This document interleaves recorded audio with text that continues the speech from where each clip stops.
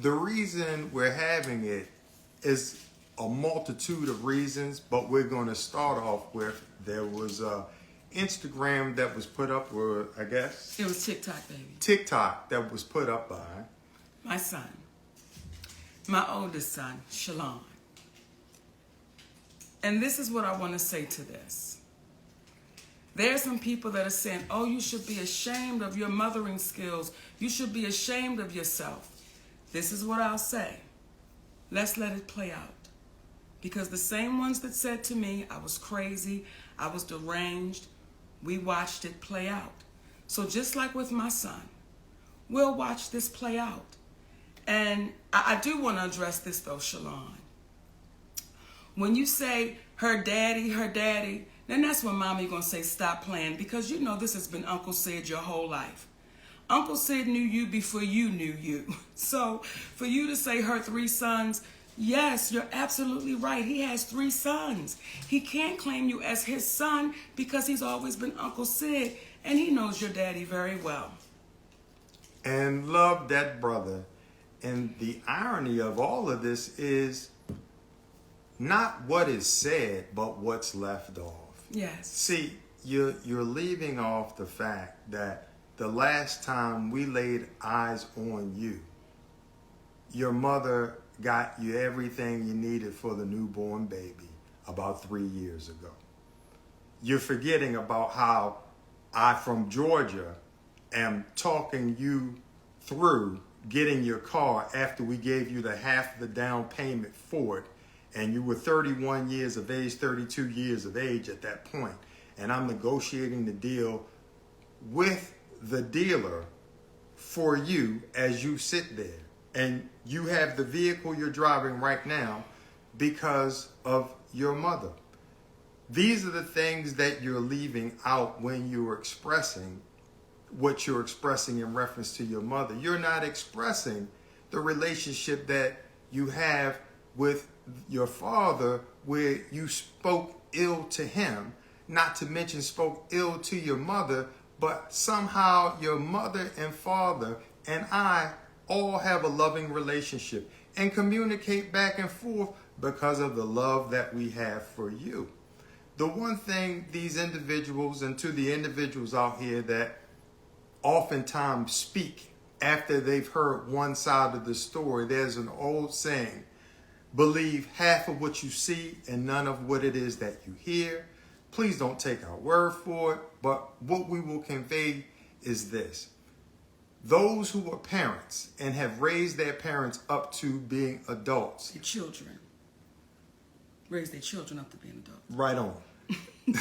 Those who are parents that raise their children into adulthood know that there comes a time and a place in which they determine their own decisions, their own path.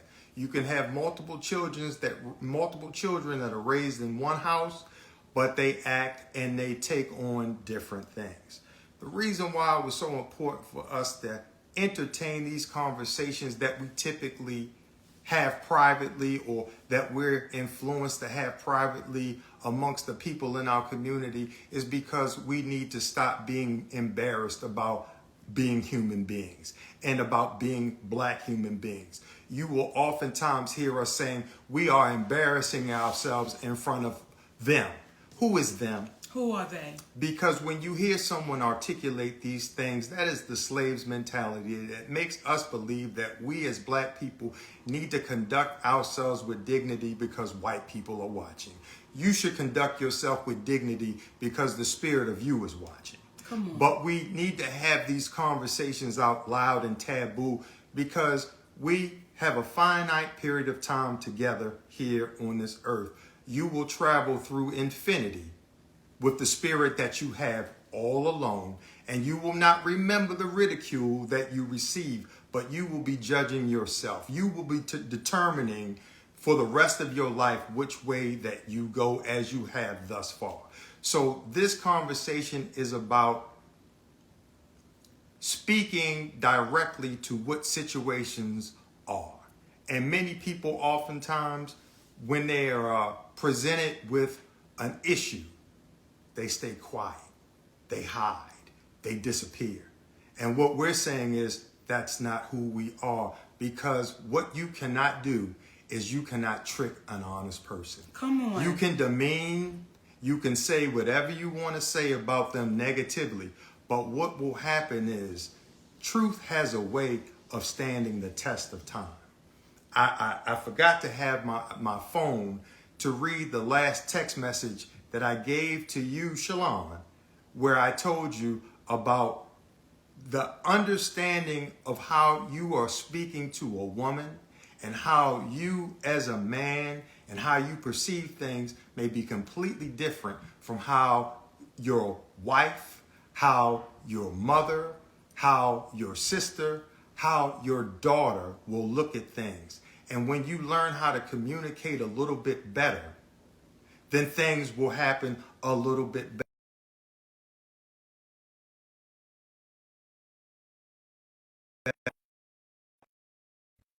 You young man, because of the challenges that this young brother has had with mental illness. So we're communicating that out loud to speak to our community, to say, listen, y'all, if we have more public conversations, there will be less private angst.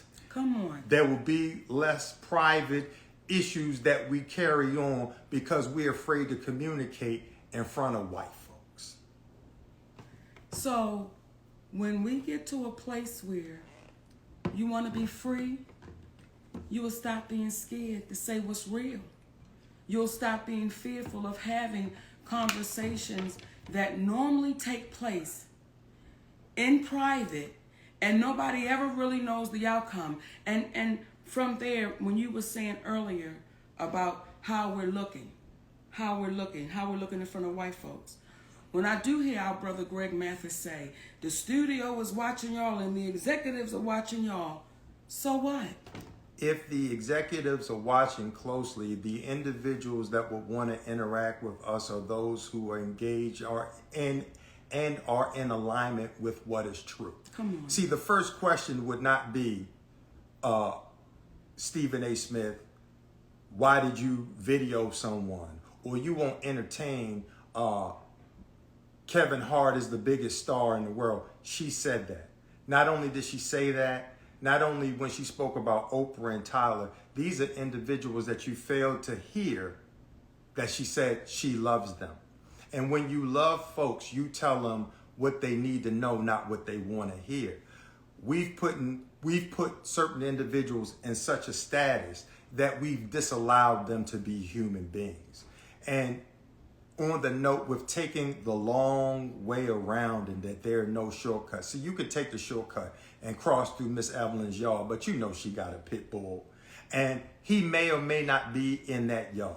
But you know for sure if you get in that yard and he is in that yard, you will definitely be chased. It is a bit safer to go around the long way because not only is it the right thing to do because you're not cutting through somebody's yard, their grass, trespassing on their property, but what happens is it may be a longer journey, but it's worth the trip. So we're going to take the long way around and we're not going to call out these individuals on platforms like this. We're going to call them up. Now, please don't confuse